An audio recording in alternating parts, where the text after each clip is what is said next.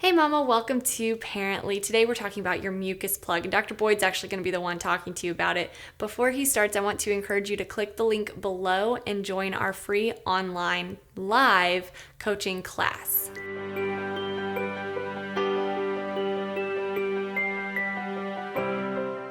Hey everyone, Dr. Mark Boyd here. Welcome back to Pearently. Today we're talking about a subject that's very interesting. Some people think it's kind of gross, but it's necessary discussion, especially in late pregnancy. So pull up a cup of coffee, sit down, and pay attention to what I have to say. It will help you over concerns that you might have of something coming out of your vagina late in pregnancy. So the cervical mucus plug, understanding that it's normal, a part of pregnancy is the most important part of this discussion. The reason the cervical mucus plug is there is for one simple reason. It prevents bacteria coming from the rectum and the vagina up into the cervix and migrating into the uterine body. So the cervical mucus's purpose is antibacterial. So it prevents the bacteria from moving up into the uterine cavity and affecting your membranes and your baby. This is a very dangerous situation if that happens. So the cervical mucus is made up of mucus, just like if you're blowing your nose and have snot coming out of your nose. That's the consistency. And this is where some people think it's so disgusting they don't even want to talk about it. But it's the same type of process that's in your nose that you blow out when you have a cold. However, again, the importance of cervical mucus is to prevent bacteria from infecting your body. So it sits in the cervix, which is the bottom part of the uterus. The cervix is what opens up in late pregnancy. So what happens in late pregnancy is as the cervix starts to open up, that's called dilate, and thin out, that's called effacement, the cervical mucus will be released. Now, it can come out as a single ball, as a snot ball, or as a mucus ball. It can come out in fragments of mucus, or it can come out just as a mucousy type of discharge. This is different than the discharge that you've had during your pregnancy. Remember, most of the discharge in pregnancy is a milky white, creamy discharge. It tends to look cloudy. So think about looking at a cloud as far as color, and it's mucousy white color. And it's a creamy white color that's released from the cervix and the vagina throughout pregnancy. That is normal discharge in pregnancy. Mucus released from the cervix is very, very different, and you will know the difference. And again, if you're not sure if it's cervical mucus, you can just take it if you choose to put your fingers on it, and if you go like this, it will spread very much like snot does. So, do you need to go to the hospital if you lose your mucus plug? And the answer is no. So, late in pregnancy, as you start the process of labor, your cervix will start to open up, it will start to thin out, and oftentimes the mucus plug will be released at that point. Does it show that you will go into labor shortly? And the answer is no. You can start to dilate and thin out as soon as about 36 or 37 weeks and not deliver for 2 or 3 or 4 more weeks until your due date. And you've lost your mucus plug during this period of time. Now, some people ask me, which is a good question, now that my cervical mucus is gone, do I have an increased risk for infection because it was an antibacterial agent that now allows potential bacteria to get up into the uterus? And the answer is yes. When your cervical mucus is gone, the bacteria from the vagina and the rectum can migrate up into the uterine cavity, and that potentially can cause an infection. That infection is called chorioamnionitis. Usually, though, chorio is in people that have ruptured their membranes and have a prolonged rupture of membranes period before they deliver. So somebody that ruptures their membranes in the mid portion of pregnancy, let's assume at 28 weeks, they're admitted to the hospital, and then we simply wait until they go into labor or they have signs and symptoms of infection before we deliver them. So chorioamnionitis usually occurs in women that have ruptured their membranes. However, we do know that the bacteria from the vagina and the rectum, after the cervical mucus has been released, make the membranes around the baby, your bag of waters, thinner. When it becomes thinner, it ruptures. And at that point, you would go to the hospital, whether you were 36 weeks, 37 weeks, or whatever. So let's talk about the difference between ruptured membranes and the loss of cervical mucus. Again, remember, all women have a creamy white discharge throughout pregnancy. And again, it looks like the color of a cloud, but it's more of a milky substance. You notice it on your underwear or on your pad. This is normal.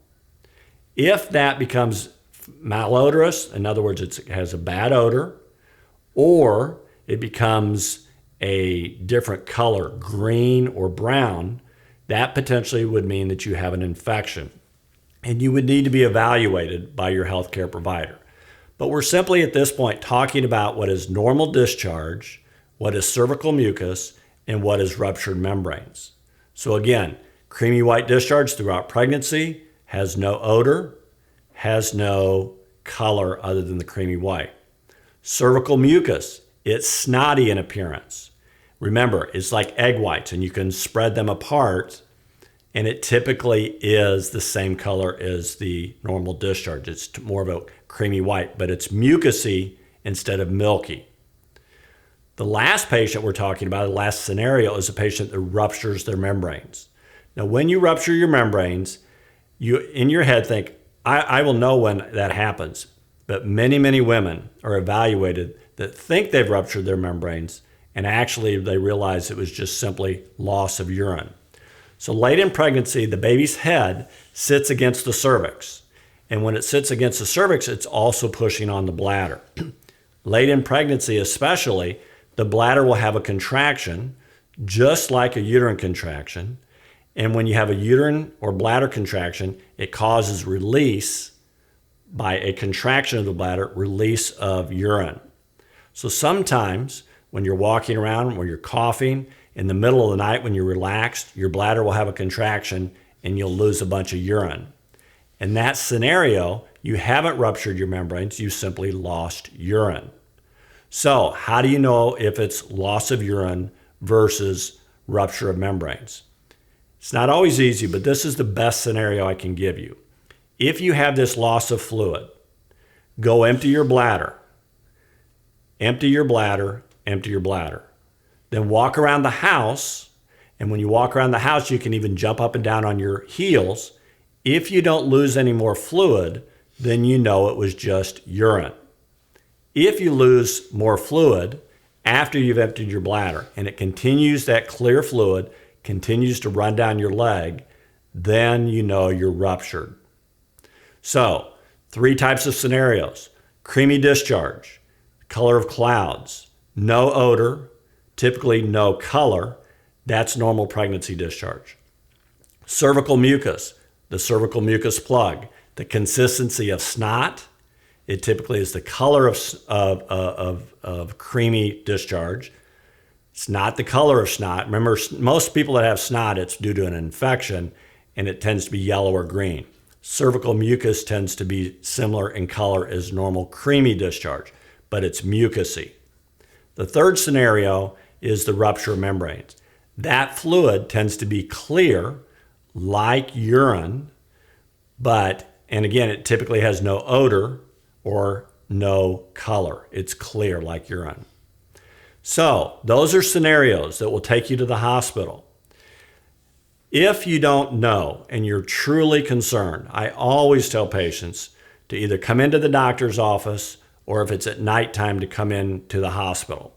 But remember, even if you rupture your membranes and you're not in labor, you don't have to present to the hospital immediately unless you're preterm. If you're preterm, that's less than 37 weeks, you can stay at home. You would just mark your clock. In other words, doctor, I think I ruptured my membranes at 3 a.m. I know it's 8 a.m. now, so 5 hours ago. And if they verify that you're truly ruptured, we know that at that point you've been ruptured 5 hours. The reason that's important, again, is chorioamnionitis. Remember, infection of the uterus or the cavity of the uterus occurs after ruptured membranes in some people. So we would want to know how long it is since you were ruptured. And if you're ruptured typically more than 12 hours or 18 hours, oftentimes healthcare providers will start antibiotics. So use these principles to help you. Remember, when you go to the hospital and you realize that it was urine, many patients are embarrassed. But more importantly, I want you to be educated because it gives you power when you're educated. The last issue is cost. Remember, when you go to the hospital and you're sent home because it was not ruptured membranes, it was just simple urine, you have spent $1,000 to $2,000 to $3,000 based on the hospital. So if you're on an 80-20 plan, which many patients are, if it costs you $3,000 or $4,000 to be seen and you're paying 20% of that, you can see going to the hospital cost you $400 or $500 and you were told you simply lost urine. So remember, it's cheap to go to your doctor because most patients are on a global health plan, and it doesn't cost you anymore to go into the doctor. It does cost you to go into the hospital. So those are some areas that will help you. I hope this was a helpful video today. Have a good day. So definitely click the link below and check out our live online coaching class.